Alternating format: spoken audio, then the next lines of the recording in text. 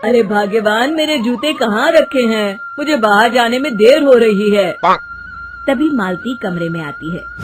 ये रहे आपकी जूते। मैं इन्हें साफ करने के लिए ले गई थी। अरे वाह, तुम कितनी समझदार हो। मेरे बिना कुछ कहे ही सारे काम कर देती हो। तभी मालती झिझकते हुए रमेश से कहती है, सुनिए जी, आपसे एक बात कहूँ, बुरा तो नहीं मानेंगे ना? अरे नहीं नहीं, बेफिक्र होकर कहो। शादी से पहले मैं अपने मायके में नौकरी करती थी। मैं चाहती हूँ कि अब मैं फिर से नौकरी करना शुरू कर दूँ। वैसे भी सारा दिन घर में बोर हो जाती हूँ। देखो मालती, तुम्हारे नौकरी करने से मुझे कोई ऐतराज नहीं है, लेकिन तुम्हें एक बात बता दूं, हमारे खानदान में आज तक कभी किसी औरत ने नौकरी नहीं की। फिर भी एक बार तुम माँ से पूछ कर देखो, अगर वो तुम्हें नौकरी करने की इजाजत दे देती है तो अच्छी बात है। रमेश वहाँ से चला जाता है। फिर उसी शाम मालती अपनी सास के पैर दबा रही होती है। तभी उसकी सास मालती से कहती है, अरे क्या बात है बहू, आज तो ठीक तरह से मेरे पैर नहीं दबा रही। किसी ख्याल में खोई पड़ी है क्या? मैं भी तो जानूं आखिर बात क्या है। दरअसल वो माँ जी। अरे हाँ हाँ बोलो, इतना सोच क्यों रही हो? माँ जी, अगर आप बुरा न माने तो मैं नौकरी करना चाहती हूँ। घर के काम करने के बाद मेरे पास काफी वक्त बच जाता है। मालती की ये बात सुनकर उसकी सास गुस्से में कहती है, अरे बहू, तेरी तबीयत तो ठीक है ना? आज ये कैसी बहकी बातें कर रही है? भला हमारे खानदान में आज तक कभी किसी औरत ने नौकरी की है जो तू नौकरी करने की बात कर रही है, हैं? अरे बहू, तू क्या रिश्तेदारी में हमारी नाक कटाना चाहती है? जितना जल्दी हो सके अपने दिमाग से नौकरी का भूत उतार दे और अब जा, जल्दी से रसोई में जा, खाना बनाने का वक्त हो रहा है। मालती मन मार कर खाना पकाने के लिए रसोई घर में चली जाती है। अगले दिन, नमस्ते माँ जी, कैसी हैं आप? अरे आओ आओ दिवाकर बेटा, बैठो, मैं तुम्हारे लिए चाय मंगाती हूँ। बहू, जरा एक कप चाय तो लेती आना। फिर दिवाकर एक फाइल खोलकर मालती की सास के सामने रख देता है। ये देखिए माँ जी, ये है पिछले महीने का हिसाब और ये रहे मुनाफे के रुपए।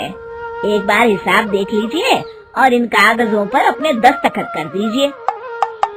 अरे दिवाकर बेटा, मैंने भला आज तक कभी तेरा हिसाब देखा है जो अब देखूंगी? ला बता, कहाँ दस्तखत करूं?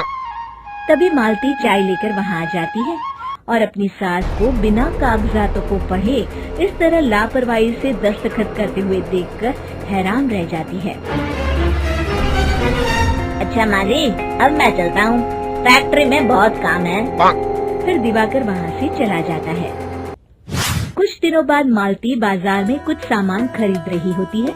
तभी एक बूढ़ा आदमी उसे आवाज देता है, अरे मालती बेटी, कैसी हो?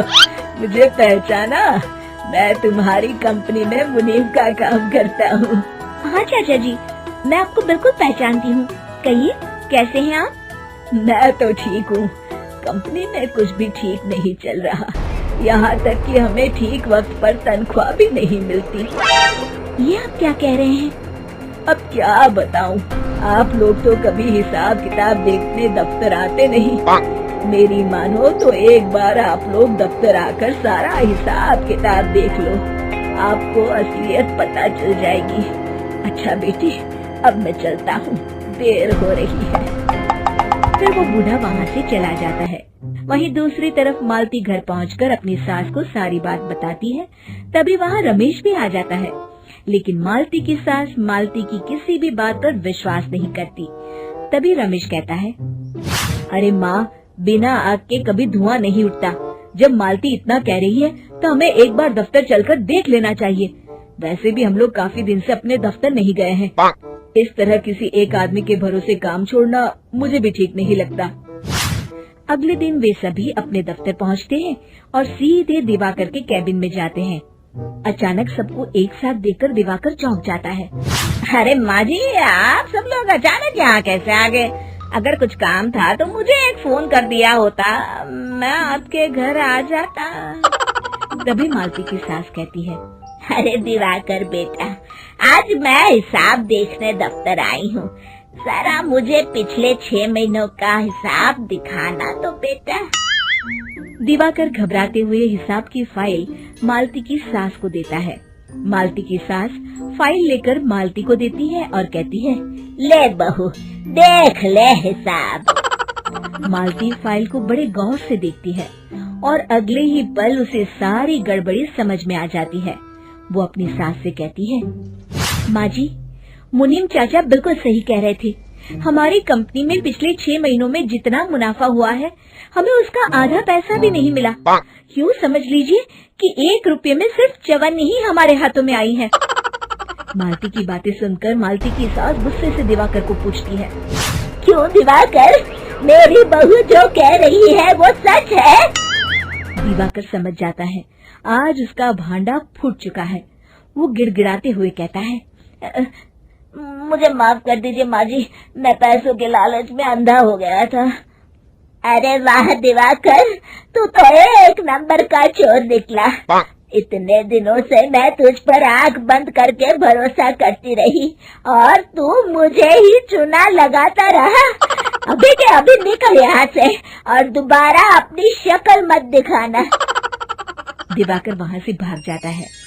मालती की सास मालती को शाबाशी देते हुए कहती है, बहू, आज मैं समझ गई कि पढ़ाई लिखाई हमारी जिंदगी में कितनी जरूरी है।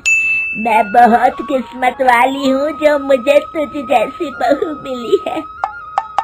शिक्षा, पढ़ाई लिखाई का इस्तेमाल सही जगह करके हम दुनिया में बहुत कुछ बदल सकते हैं।